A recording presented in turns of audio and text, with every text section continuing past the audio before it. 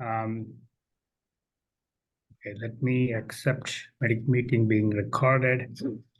Okay, so Dr. Bhargav, graciously invited me to speak to you. I have not spoken previously to a group of primarily psychotherapists and psychologists, which is a privilege.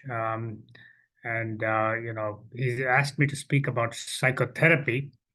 I'm not a psychotherapist, so nor am I a yogi. So you all know more about yoga than I do. And I have never gotten myself a full 1 month course on yoga, which I actually would appreciate whenever that becomes possible. I have never consistently sat down and learned yoga for 1 month at a stretch, which would be a real tremendous opportunity. So you all obviously know more about yoga than I do, but one point that I want to emphasize or highlight in my talk is the fact that yoga is not one thing. It's not just those asanas. It's not just those postures, as you all know. It is a whole,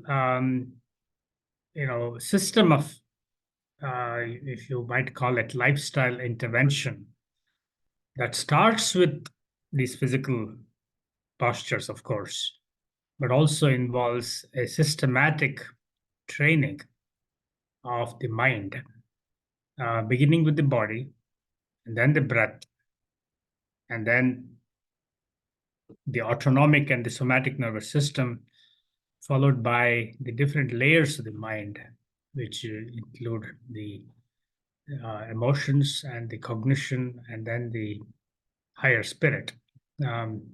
So with that as the background, here are my and I'm going to illustrate the fundamental concepts of psychotherapy from the Eastern traditions, specifically what is taught by our own Vedantic scriptures, by highlighting what the Bhagawad Gita tells us about psychotherapy. And some disclaimers. I'm not a yogi, as I said. I'm not a theologian. I try to do this presentation more in an eclectic, non-religious way. And I'm also not a card-carrying psychotherapist, as Hemant said. Most of my work is in neurobiology and psychopharmacology. And psychotherapy is my side hobby. And I have come to believe over the years or decades of my experience that you can never not do psychotherapy. Even if you are seeing a patient for 5 minutes and writing your prescription, you're actually doing psychotherapy. You have a relationship there, and you're actually relating to a human being, and that is psychotherapy. And one can go deeper and spend more time, or one can do even within a short period of time some aspects of psychotherapy. So what are the kinds of patients that I see typically in my practice as a psychiatrist? 18-year-old high school student, she comes to you with palpitation, tremors. So he misses getting the first rank in his class in last year, and now he cannot concentrate however much he tries. Another patient, 45-year-old lecturer, sad mood, hopeless, suicidal thoughts for over a year. Started out, he lost his job because of financial cutbacks. He believes there is no purpose in his life. Third patient, 24-year-old single woman, very depressed, angry, wants to kill herself by cutting her wrist, and whenever her boyfriend doesn't call. At other times, she tends to be impulsive, reckless, and flirtatious. Now, these are all common cases that you all see. But I want to ask you, what is the one thing that is common among these three cases? Any of you speak up.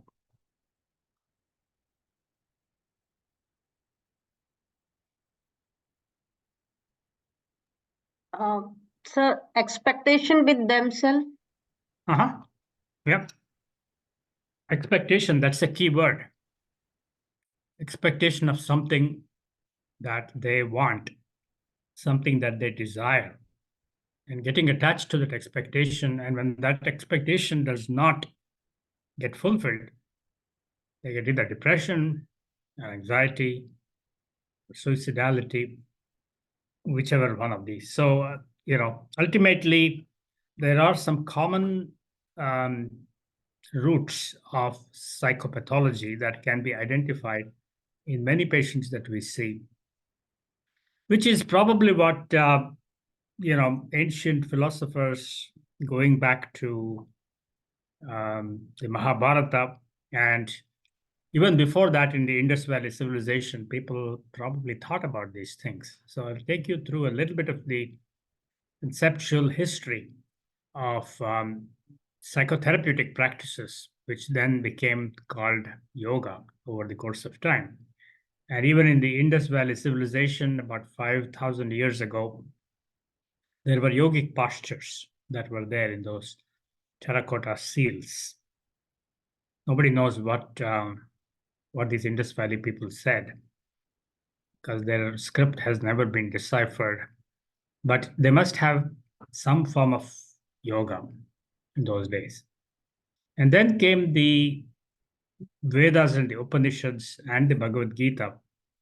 Together, they're all called Vedanta. Vedanta refers to the end of Veda. So Upanishads were a summary of the end of the Vedas, and the Bhagavad Gita is a summary of that summary. And then Patanjali came in somewhere around 2nd century BC, and he summarized the key principles of the overall concept of yoga, which he described in 8 steps, which is what became called Ashtanga Yoga. And Patanjali, in many ways, his work reflects very clearly in the Upanishads and the Bhagavad Gita and the Brahma Sutras. And then Buddha came, and of course, the Mahabharata war happened somewhere 1,000 years BC, or maybe more. And there was a story, and Indians, as you all know, like to teach by telling stories. So whoever was developing these concepts, they decided to embed the concepts into a story so that people can understand. And that story was the Bhagavad Gita. Buddha came around 500 BC. He probably was influenced by the Upanishads. Nobody knows whether the Bhagavad Gita had been written by the time of the Buddha, but he certainly knew about the Upanishads. And he refined the ideas in the Upanishads, and he developed his own concepts, kind of stripping away the theological aspects of Vedic and Upanishadic thought. And that is the overall history of evolution of psychotherapy. The one thing about Buddha is that he was probably the first psychologist. He understood what is sadness and what is misery, and he called it dukkha.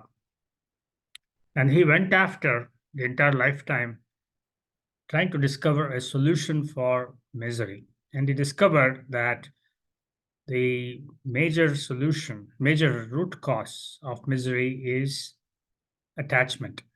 Just as those 3 cases that I pointed out to you, over attachment to rewards or outcomes. And he developed his philosophy, which in many ways is very similar to what Krishna teaches in the Bhagavad Gita. You all know about the story of the Bhagavad Gita. I don't have to tell you more, but this is a cartoon that I developed. I did not draw it, even though in my free time, I do sketch. But this one I did not draw. I created it by telling my ideas to ChatGPT.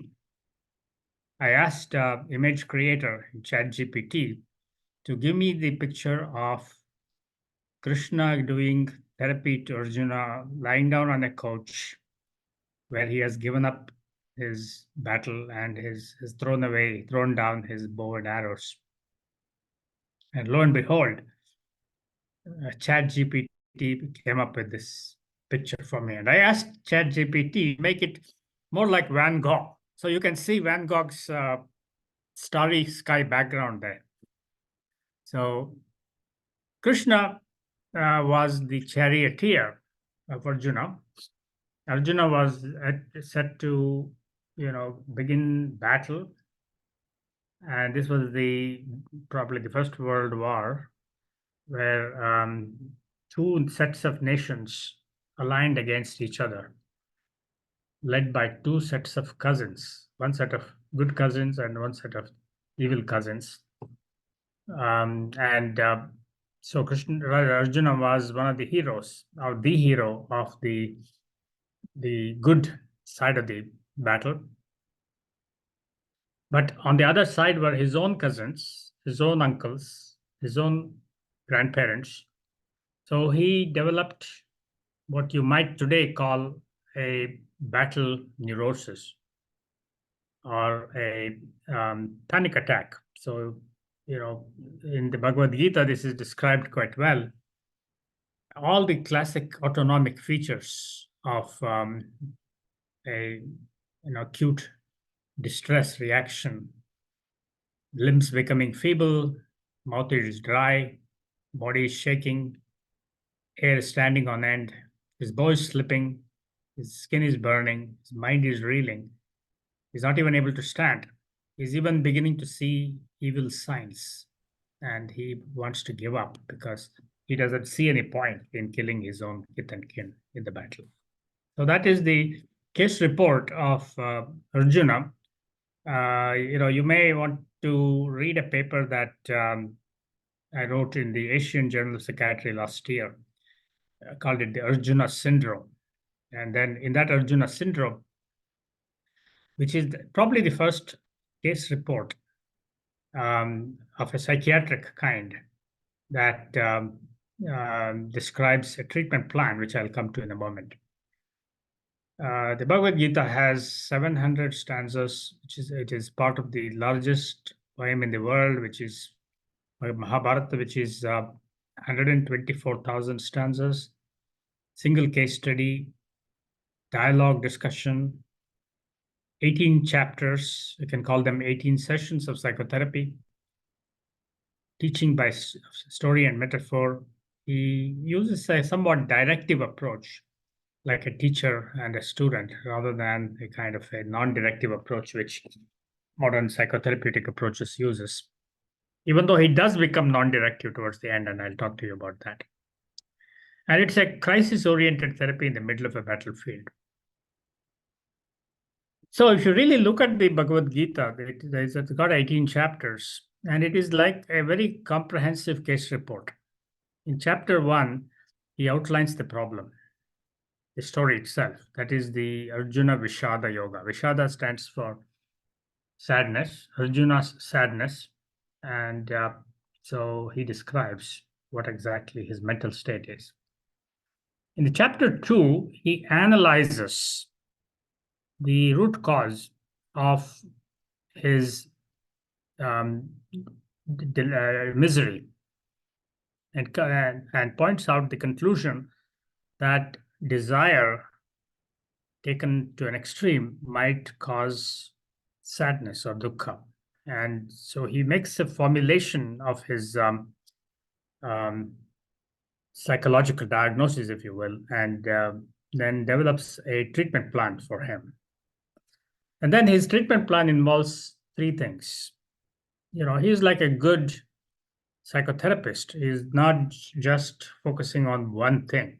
He is developing a package, a treatment plan that involves three different approaches. And he gives them all in these 17 chapters. The first path is what he calls the karma yoga, which is the plan of action. It's a path of action. The second path is the path of knowledge, knowing yourself. And the third, which he kind of sandwiches between these karma and jnana, is the path of faith and belief. It's like a doctor who is giving the patient an advice as to what to do. That's the path of action. What to know, that's the path of jnana. And how to believe and feel about his own predicament. That is, and then use trust, surrender, love as a way of healing. And that is the bhakti yoga, which comes in the middle. And then in the end, he summarizes and tells him, look, it is your decision as to how you want to proceed, but I've given you the best of what I know. So this is exactly how a therapist would approach case. Understand the patient, empathize with the patient, analyze the root causes, develop a treatment plan, and describe the plan to the patient, and then let the patient take the next step. So in other words, empower the patient at the end. So that is how the Bhagavad Gita is written. The first thing that Arjuna does is to, just like a good doctor would, explain to the patient how the mind works and what might have gone wrong. And he does so by giving a metaphor which actually goes back even to the Upanishads. The Katha Upanishad is the one that first talks about the chariot metaphor, which is really a very integrative concept. I sketched this, and Hemant was kind enough to put it up somewhere in your yoga school. It's actually right behind me right now. If you can see, it's right there. The original sketch is right there. That's you probably can't see it. But you can see it on the slide here. Why does he use the term chariot? Because he's the charioteer, and Arjuna is a warrior sitting in the chariot. And he says that you can understand yourself like you are the chariot. The body is the chariot itself. The horses are the senses that draw the mind into all different directions. The mind is the reins that hold those horses and regulate them and control them and balance them. And then I am the charioteer. I'm the intellect, the buddhi is the charioteer. So it makes no sense to separate each of these. They're all an integrated whole. One doesn't live without the other. And this is really an early conceptualization of the unity of the mind, body, and the spirit. The body, the senses, the lower mind or the emotions, the higher mind or the intellect, and the spirit. So they are all one, and they're all related to each other. So even after the Upanishads, Plato used the same chariot metaphor, and of course, after Plato, after the Greek civilization, the world went into a kind of a Middle Ages, and they forgot about all of these for maybe a couple of thousand years. And then some of these are coming back into the picture. So I talked about the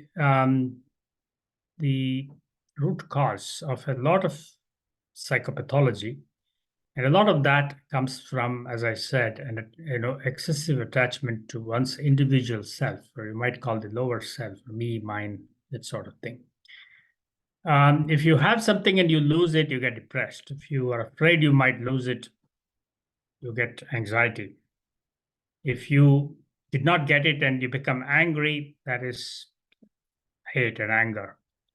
And if you become too proud that only you have it and only you can do it, that is pride. And if somebody else has it, but you don't have it, you become jealous. Or, if you passionately crave something, that is lust. So these are the 6 negative emotions that the ancient scriptures talk about. In Sanskrit, there are kama, krodha, lobha, moha, and mada and matsarya. So I won't go into too much of the jargon there. So there are several principles that the Bhagavad Gita talks about, and I'm going to give you about 10 such concepts. The first important concept which appears in the chapter 2, and with the metaphor of life as we know it being like a change of clothes. Just like a person sheds worn out clothes and wears new ones, the soul casts off its worn out body and enters a new one. No one knows whether this is really true, that there is a spirit or a soul that exists beyond our death. But the idea that he at that time, um, conveys to Arjuna is that, what you think as a permanent person, you're not permanent. Not, everything changes. Change is the only concept. And that's one thing we know for sure in this world. And so, which is the same thing that is also reflected in the Buddhist ideology that comes later. So, Krishna tells Arjuna, if you think you are killing someone, you're really not killing someone. So, think of it in a big picture sense of the word. And the other important concept is about knowing oneself. He tells Arjuna, you think you know yourself, but you are not who you think you are. So that is the key concept of the Bhagavad Gita and then the Buddhist philosophy, in which the realization has to be that we are not our thoughts. We are the observer of our thoughts. And this really is a fundamental principle underlying one particular approach to psychotherapy. So, by the way, you're all psychotherapy students, psychologists. You all know that there are different generations of psychotherapy. There is the first generation of psychotherapy, which started off with psychoanalysis, um, Freud, Jung, and subsequently several others. And the second generation of psychotherapies, which was developed by psychiatrist Aaron T. Beck, is cognitive behavior therapy. And the third generation of psychotherapies, which are nowadays emerging in the last 2 to 3 decades, what is called metacognitive therapies. It is get the person to distance himself or herself from one's own thoughts. And instead of identifying yourself with your thoughts and thinking that I am a loser because you have those negative thoughts, shift that frame of reference towards these slides moving here. Okay. There I go again, having the thought that I am a loser. In other words, you become the observer of your thought that you're the loser, but you're not the thought that you're the loser. So there is an important shift of reference that is made from looking at life through one's thoughts to looking at the thoughts from the shift from looking from your thoughts towards looking at your thoughts. That's a key distinction. A large part of the Western psychology developed from a philosopher in France in the 17th century, René Descartes, who believed that the mind and the body are separate, and that the mind is something that is immaterial, that is outside the body, and the mind is like a person sitting there, on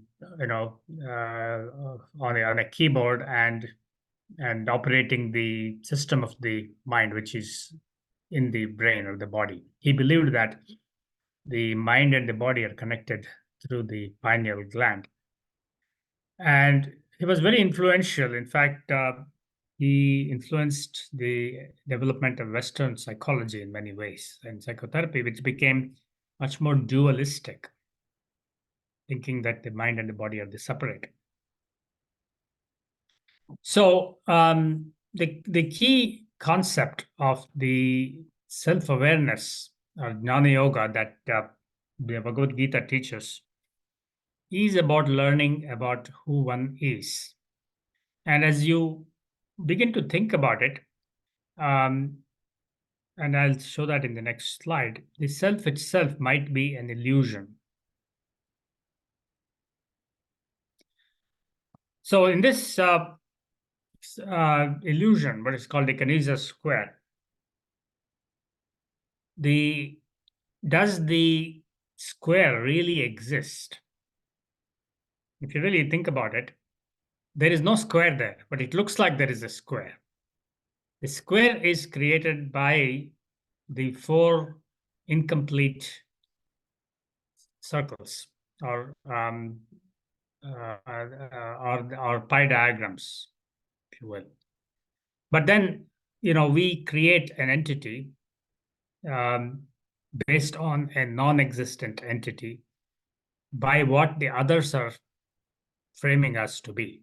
So, for example, um, I, as Keshavan, may never have existed, but for my mother giving or my parents giving me my name, other people, confirming that I am Keshavan, and then the whole society and the world calling me by that name. And then I begin to think that I am Keshavan, and that might become a delusion. So self might be a delusion. So just think about it. What the Vedantic scriptures talk about is that the self may be an illusion, and just like these multiple pots, each of which, when filled with water on a sunny day, reflect the sun, and it's like each pot thinking that the sun is inside itself, even though the sun is there universally. So the same truth may be reflected differently in different pots, but then that realization will not come unless you step away from being inside the pot to a higher level and observe yourself. So then it becomes quite clear that it is the same sun that is reflected everywhere. Let's see. The slides are not easily moving here. Okay, now. So one can think of this, as by that kind of a realization of the illusory nature of self by expanding one's own concept of self. And self may be expanded depending on your personal growth. In this definition might come your family, might come the nation, might the world, and the whole universe, and so on. So we'll come back to that a moment later. So how does this apply to psychotherapy? Now, you all know as psychologists that the mind is composed of three things: cognition, conation, and affect. This is what the father of modern psychology, William James, talked about, and where before him, William Wundt. Thoughts guide our behavior, behaviors trigger our feelings, and the feelings trigger our thoughts. So this understanding led to the emergence of different kinds of psychotherapies. One approach to psychotherapy focused just on behaviors. And Krishna did that actually. So the first thing that he tells is to Arjuna, get rid of that weak-heartedness, stand up and fight. So he basically is telling Arjuna, you're running away from your duty. Just stand up and do your job. This is the approach that Albert Ellis took when he developed this rational behavior therapy, rational emotive therapy. Basically, just focus on the escapist behavior and treat that behavior. And then came Aaron T. Beck in the 1960s and 70s. He said, if you really want to improve behavior and feelings, first you have to correct wrong cognitive constructs, restructure the cognition.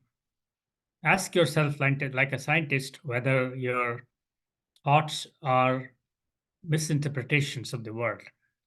See what are your negative cognitive strategies. You may be magnifying a problem. You may be minimizing your strength. You may be projecting your problems to other people. So that kind of a restructuring of cognition is CBT. Krishna does this also. He teaches Arjuna to give up his delusions of who he is, and also give up his delusions of what is victory and what is defeat, and help him understand that they're more or less the same thing. But even that is insufficient if you begin to think that the cognition affected behavior are all part of our mind, are a part of our experiencing mind, but there is also the observing mind, the observer self. So what the Vedanta talks about is to target the observer mind and its relationship to the experiencing mind as the focus of therapy. And that is what is metacognitive therapy. So what is metacognition? Metacognition is thinking about thinking. So if you distance yourself, defuse yourself from your thoughts, it's called cognitive diffusion. That begins to help you understand yourself, looking at yourself from a 20,000 foot point of view instead of looking at the forest from inside the forest. That is metacognitive therapy. So these are the three kinds of psychotherapy, all of which are actually embodied in the story of the Bhagawad Gita. So I'm going to take you through a number of key concepts in the Bhagavad Gita and other Vedantic scriptures by stepwise taking you through Karma Yoga, which is action, and then Jnana Yoga we already talked about, and the Karma Yoga, and then we'll talk about the Bhakti Yoga as well a little bit. Coming to Karma Yoga, there are some key principles in what we call Karma Yoga. So action, what is the right action? Right action is, to number one, doing things, being active, using your volition, willpower. Number two, doing the right thing. What is the right thing? Of course, this is a societally defined thing as to what is right, what is wrong. But what the Gita talks about is the right thing is something that is good for the public, good for the world. It's a higher purpose. The Sanskrit word for that is loka sangraham. The other aspect of doing the right thing is not to put your individual self ahead, but do whatever you do without craving for a personal benefit. That is what is called nishkama karma.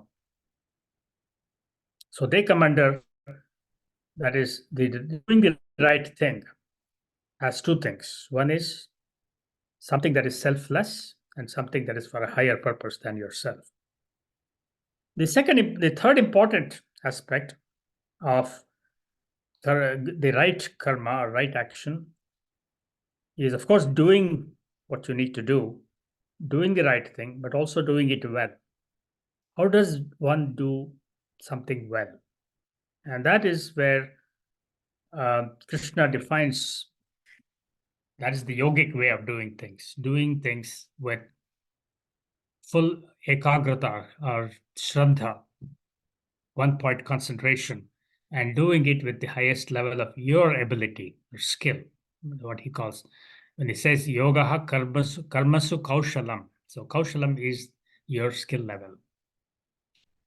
So we'll take you through what Western concepts, emerging Western concepts, teach us in this light and how they resonate with what the Gita and the Upanishads had already talked about. Does someone have a question? No, sir, it is going smooth. Yes. Good. So you just think about this painter. His name is Robert Ross. He's very famous for his painting on television. And, you know, he is painting this tree with one brush stroke. When he's doing that, he's fully immersed in that. He's not worried about whether his painting is going to make millions or get a trophy, but he's just enjoying, and even the viewer gets immersed in it, how that one stroke creates a tree out of nothing. So there is an immediate joy that comes out of his master stroke. Look at another example. Sorry, there were three other. Okay. So this he's in a state of what you might call flow. If he does something that is too difficult for him, he probably gives up and becomes frustrated and anxious. If he does something that is too easy, he gets bored and gives it up as well. So he's in that zone where he is using his highest level of skill and with the highest level of challenge. And that state of flow is what this psychologist by name Csikszentmihalyi, he used the term flow for that. It's being completely involved in an activity for its own sake. The ego falls away. The sense of time goes away. Every action, movement, and thought flow follows inevitably from the previous one. So that is a very yogic concept that he was developing.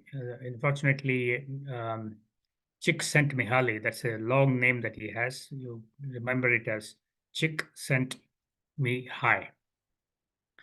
He passed away about a year ago. So the key point is enjoy the process of what you do as opposed to the results of what you do, which is what the Bhagavad Gita talks about. If you think about it, the maximum amount of time that we spend is on a journey. While we are at the destination, most of the time that you're climbing Mount Everest is the journey itself. But how long will you be on Mount Everest? Maybe a few minutes. So destination is the short piece, but that journey is long, and that is what one should try to enjoy. That brings us to another concept which was developed in Western psychology over the last decade or 2 decades. This is the distinction between extrinsic motivation and intrinsic motivation. Extrinsic motivation is what we all think about, what we do every day. We do this or that for something that we want, whether to get promoted, whether to get your salary, whether raise, or to win a game and things like that. And then there is the kind of motivation which is to perform an activity for its own sake and the individual personal reward for that. That is called intrinsic motivation. And that is related to another concept called the concept of growth mindset. Carol Dweck, a psychologist in the last decade, found that kids in high school who were told that they are smart as the feedback given to them, you're good or that you're not good, and so forth.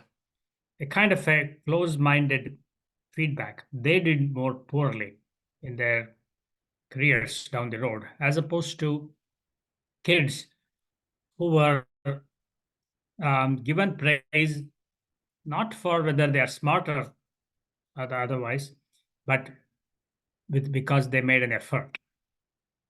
And the fact that they learned from a mistake, the fact that they worked hard, the fact that they put in an effort. So that is called growth mindset. In other words,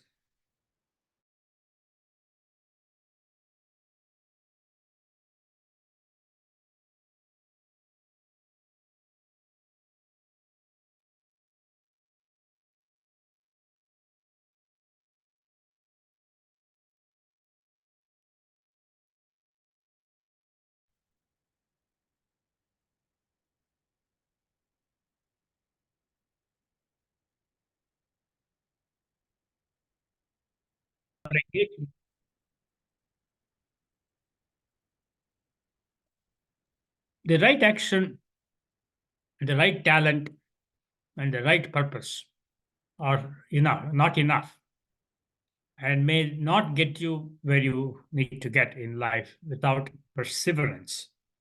In other words, the ability to withstand defeat and yet keep going. And that is what is called grit. And it's a concept, again, that resonates well with the ancient Upanishadic concepts of what's called dhriti. So, talent, purpose, passion, and one needs perseverance in order to accomplish what one needs to accomplish. There's the Japanese concept which combines all of these, which is called ikigai. If you really, if you know, many times students come and ask me about what should I do with my life, career guidance. So what I tell them is, find out what is it that is at the center of these four circles. First of all, what is it that you love to do? Secondly, what is it that you're good at? Thirdly, what is it that the world needs? And finally, what is it that gets you paid? If you can find something that crosses, checks all four of those boxes at the center, that's what you should do. And this is what the Japanese call the ikigai. Ikigai really encompasses all of the key concepts of the right action or karma that we talked about. So knowing oneself, knowing the right action, knowing that everything changes. So those are the first three concepts. The fourth important concept is knowing oneself, one's own terrain. And what is one's terrain? Our own terrain is our mind, which has different layers to it. There is the reptilian brain, which is driven by fundamental motivations and goals like hunger and thirst and sex drive.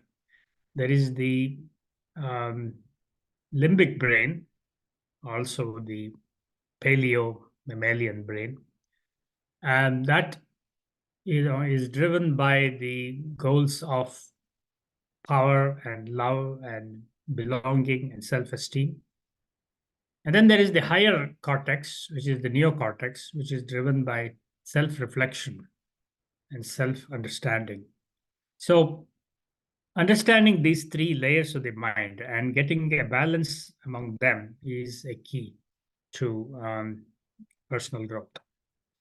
And Hemant Bhargav has done a lot of important work in this area in gunas, and I'll let him explain it at some other time. I won't go into a lot of details, but the main point is that every human being can evolve from the tamasic guna to rajasic and then sattvic gunas. And we are all a combination of these three things. And this kind of a evolution of the individual from the tamasic to the rajasic and sattvic gunas is guided by a yogic principles of, consider the mind-body spirit as being like multiple layers in an onion, and there is the outer layer, which is the Annamaya Kosha, or the body layer, and then the breath, or the Pranamaya Kosha, and then the Manas, or the mind, which is the Manomaya Kosha, and then the intellect and the bliss, or the spirit. Yoga, if you define it broadly, is a stepwise approach to peel each of these layers to get to the highest levels of peace and bliss. And again, you will learn you've learned all of these things in the different aspects of your course already, the multiple steps of yoga. And if you think about what is it that makes one happy, there are two kinds of happiness. There is one that is phasic, that goes up and down. You get something, you get a car, your first car, you're happy. But then you want your better model car, and you want to buy your own house, and you want a better, bigger house than your next door neighbor, and so forth. So the more in order to get the same level of happiness, you have to be doing more and more things. It's like running on a treadmill. You're running, but you're still at the same place. So that is called hedonic treadmill. That is one kind of happiness. The other kind of happiness is something that is not dependent on external rewards, but something that you can train your mind to be irrespective of external happenings. And that is what is called eudaimonia in Greek philosophy. It's a kind of a happiness that one can train oneself. And what yoga does is to help the individual to train oneself to a higher level of happiness that is more sustainable. And again, if you think about neurochemistry of pleasure and happiness, there are two kinds of systems in the brain. One that is driven by fast-acting neurotransmitters like dopamine, just like you post something on Facebook and you get a like, and you get a little spurt of dopamine in your brain. So you want to keep getting that dopamine, because dopamine gives you a sense of pleasure, but that's very transient. It goes away. So you have to keep doing more and more of that. So that is the dopaminergic happiness, which we all get addicted to. Most addictions, actually, whether it's alcohol addiction or cocaine, or being addicted to gambling or the internet, they all involve dopamine and opiates. But there are other systems in the brain, such as the oxytocin system, which I won't go into the details, and serotonin, which are much more related to sustainable happiness. Another important concept in yoga is balance. The key principle in yoga is emotion regulation, which is embodied in another major psychotherapeutic approach called dialectical behavior therapy, which you're all familiar with. Marshall Linehan has developed that for borderline personality disorder, helping the individuals to develop a state of emotion regulation using yogic principles. And in fact, Marshall Linehan was herself influenced by Buddhistic teaching. Being mindful is a critical part of yogic approach to training the mind. The mind, Krishna says, is fickle, very difficult to control. It's like a storm in an ocean. It's like a boat that is in a stormy ocean.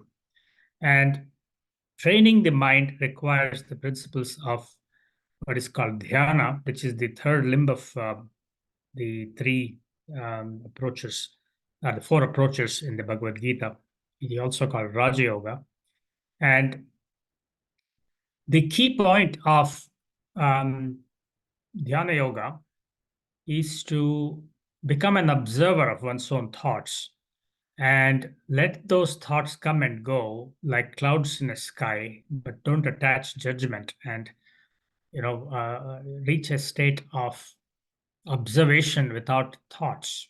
This cartoon says, "You're thoughtless, keep up that good work." Thank you, Master. So being thoughtless is actually a virtue, at least for periods of time. And that is the key principle behind one particular aspect of meditation, which is called the open monitoring or open source meditation. Basically, there are two aspects to our brain. There is the task circuitry in the brain, like our dorsolateral prefrontal cortex, which is engaged while you solve problems or, solve a mathematical problem or produce a speech and so on. And then there is when you're not thinking, when you're not solving problems, your brain doesn't sit quiet. It goes into a default where you're worrying about the future, you're worrying about the past, you're worrying about your neighbor, latest gossip, and so forth, which is called default circuit. The default circuit gets overactive if you're overthinking. If you're too sad, depressed, anxious, psychotic, the default system is overactive. What meditation does is to help calm the waters of the default circuit.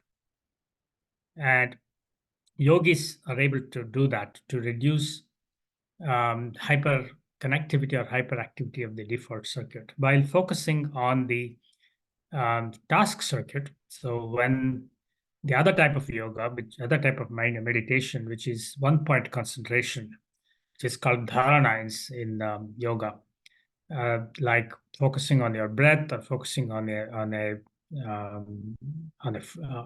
lamp or even music and so forth. So you're training the task circuit with one-point concentration. You're training the default circuit with open source meditation.